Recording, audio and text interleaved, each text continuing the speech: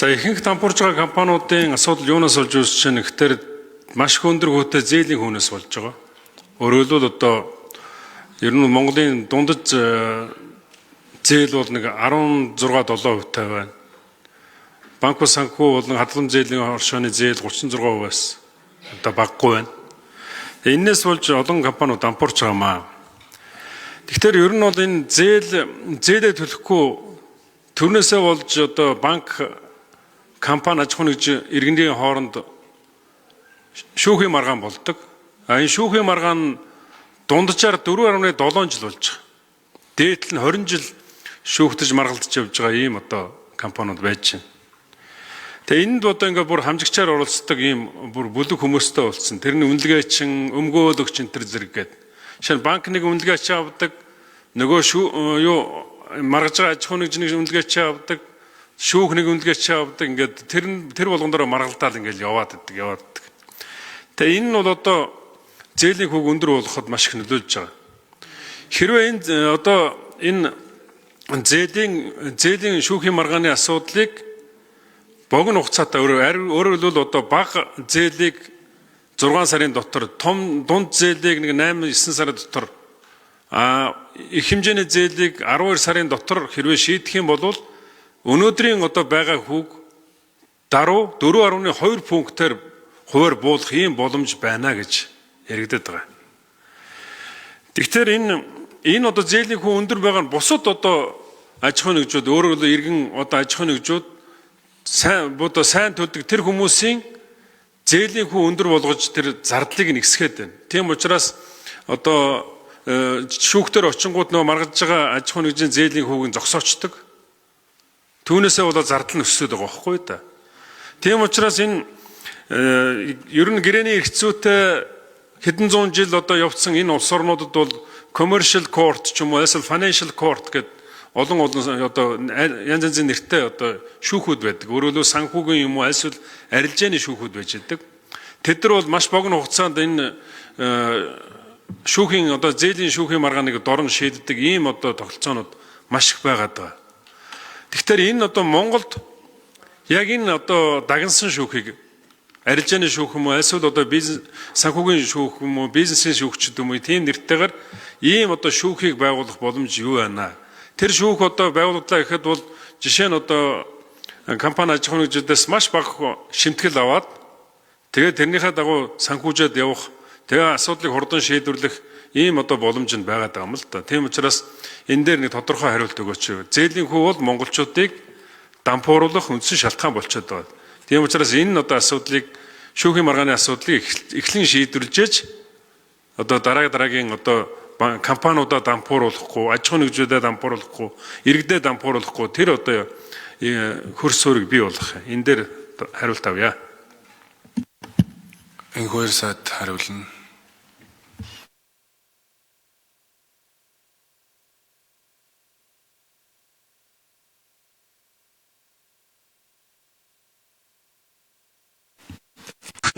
Дээр явж байгаа энэ шийдвэр гүйцэтгэлийн ажиллагаа энэ арилжаа гэрээ зээлийн маргаанууд удаан хугацаагаар явдаг зээлийн хүнд нөлөөлж байгаа гэдгийг бол Монгол банкны жил болгын мөнгөний бодлогын тайланч ч гэсэн дурддагддаг.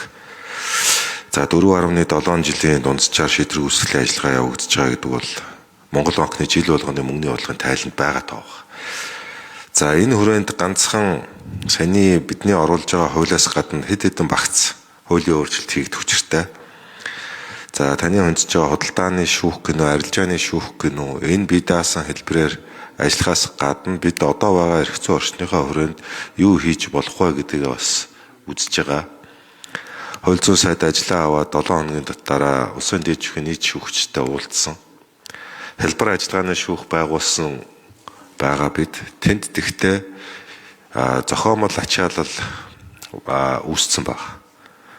Тэр нь шүүхийнхаа нөгөө оролцогчийг гомдол гарах маргаана мэдэх хэрэгээр хангахын тулд одоо нөгөө хүндээ хаягаар нь яаж шүүх хуралдаан болох гэж байгааг нь хүрэх гэдэг энэ зохицуулалт их төвхтэй учраас бүр хэдэн 10 мянгаар хэрэг овоорцсон багтах. Цахимаар нь юм уу мэйл хаягаар нь зарыг хүргэснээр одоо шүүх хурал зарлагдсанд тооцох юм уу яах юм? Заавал гэрээ хаягаар нь хүргэснээр тооцох юм уу гэдэгтэй холбоотой ийм маргаан үүсчээд байгаа. За иргэний хэрэг шүүхэд хэн шийдвэрлэх тухай хуулийн зохицуулж шаардлагатай байгаа. За улсын дээд шүүх ер нь шүүхийн хэрэг маргааны 3.2-нд ангаараа иргэний хэрэг байгаа. Иргэний шүүхийн ачаал хэд өндөр байгаа. Монгол улсын дээд шүүхийн иргэний танхим ажлын 5 өдрийн 4 өдөр нь өглөө 9-оос ороо хүртэл шүүх хурал хийдэг. За бүр юм хэтийцэн ачаалтай болчиход байгаа. Бусад шүүхтэй харьцуулахад.